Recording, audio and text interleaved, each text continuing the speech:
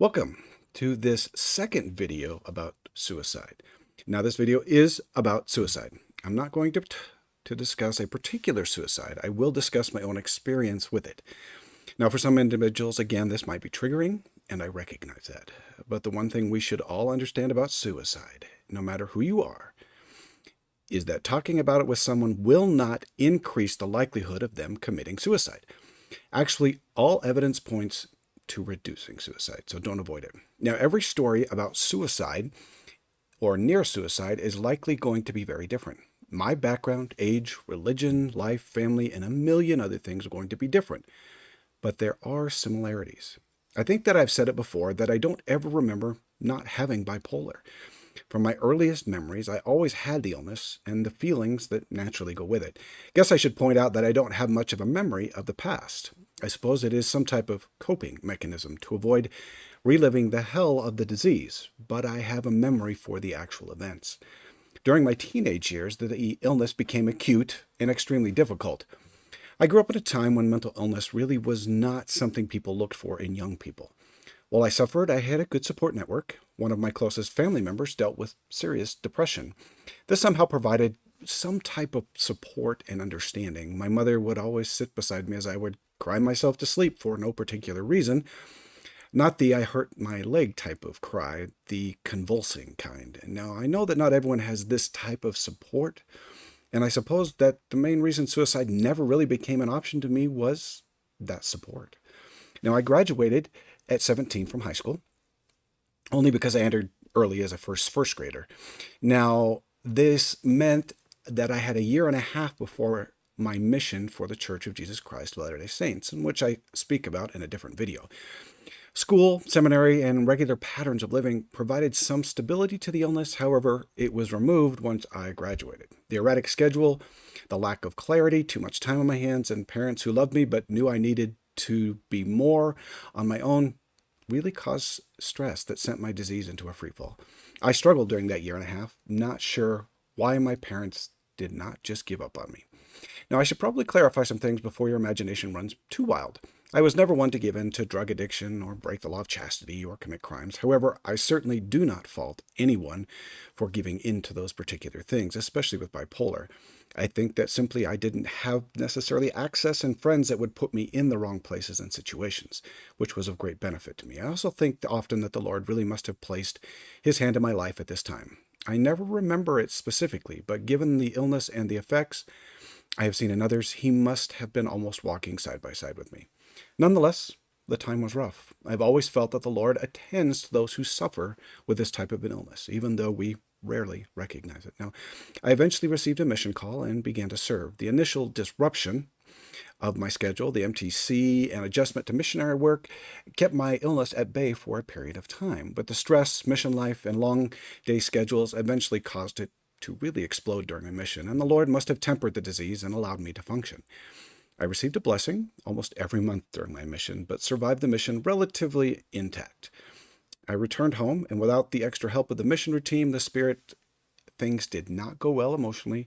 But shortly I met my wife, and not long after returning, and her concern and love for me allowed for me to at least function. And I began life in college. Starting a family and attending college while working part-time isn't exactly the best scenario for depression or bipolar or even anxiety. However, and I have not said this, I was still relatively undiagnosed at the time and really had no clue that I was dealing with a serious mental illness. Oh, I had some rumblings in the back of my head. Remember that this was a time when mental illness was not really spoken out loud. I really didn't know that much about it and didn't really know what to do. I muddled through a few years, and I really don't remember, and had 2 children and was in my 3rd year of college when it happened. The stress has finally pushed me into a deep, dark place, and anyone who has been there knows what I mean. I couldn't think, function, and my only feelings were dark, foreboding, and the pain was unbearable. Now let me repeat that. The pain cannot be described. The pain of a deep depression is not like a broken leg. The pain is all over, overwhelming and deep. And unlike a broken leg, it does not appear to have a cause. The day came, not that I hadn't been thinking about it. Everyone does who has the illness for any length of time. It's not the immediate pain or suffering that was the real issue in my life. It was seeing no future without pain that caused the thoughts of suicide. The depression had lasted far longer and far deeper than any other, and I didn't want to do anything but escape the pain and suffering in a future where I didn't want to exist if I had to continue to suffer the way I was. It was a Sunday. My wife, of course, had seen all this, but she was as wore out as I was. She had 2 little children and a husband who was now completely tuned out emotionally. She went to church. Now, she says at the time she didn't know whether or not I would be there when she came back, but somehow I doubt that. Caregivers get into the habit of seeing depression and its effects. While suicide is certainly something that concerns them, watching someone pass through a depression and then coming out of it so many times creates a false positive, and they will always come through with it. I think that she was simply tired and needed to be uplifted, and so she went to church believing that I would be just fine as I had always been. I will admit suicide had become a real option at that point. I had a plan, and I was in a terrible place. Not sure that the method matters, but most men use guns. I think 2 things stopped the action at that point in time. One, I was too exhausted to want to act, and somewhere in the process, something changed, and I saw my family and children very differently. I would have to say that the Lord reached down and saved me, and I would say that that is true. I later joined my wife at church and recounted the experience to her. I can't tell you exactly what happened in that moment of clarity, but I went to the doctor the next day and began some serious treatment. The treatment story I'm going to reserve for another time. I know that this doesn't happen for everyone. People follow through with suicide every day. You might ask, why? Doesn't the Lord just step in? I don't exactly know. Maybe he tries, but sometimes the darkness is too thick. However, there's some things I do know from the experience. But I don't know if any of this would help someone who has lost a loved one, a friend, a wife, a mother, father, grandfather. I could go on, but I really hope it does, though, provide you some understanding. First of all, depression changes the mind, and you live in another reality. Depressed people don't see death and suicide as we do in a normal state of mind. The body has a survival instinct, a very strong one. And when I was in a deep depression, that instinct didn't seem to exist. I am sure that it did, but I rarely, if ever, felt it. Sleep is an escape from the pain and suffering. That is why we sleep all the time. Anything to avoid the pain. In the depressed mind, death is just a more permanent type of sleep. I don't think that I would ever have thought about waking up because I didn't want to. If you knew that every time you woke up from sleep, you would be marched into a dark room and beaten, you would do everything you could to stay asleep. Now, too, what I'm about to say might be a little controversial, but it is the way I felt. I could not feel love or feel loved. I could not love myself or anyone. I don't have any attachments to relationships because I didn't have any attachments to relationships because in some sense it requires that I actually care about someone beyond myself. And really, I couldn't even care about myself. I don't think that it didn't exist, but if it was covered miles in deep darkness. I could not access love. I couldn't feel the Spirit in the way we do in a normal manner. The Spirit couldn't come in feelings. Anything positive was covered or simply was not available to me emotionally. I could hear it in my head, but I could also hear all of the negative thoughts coming from my feelings.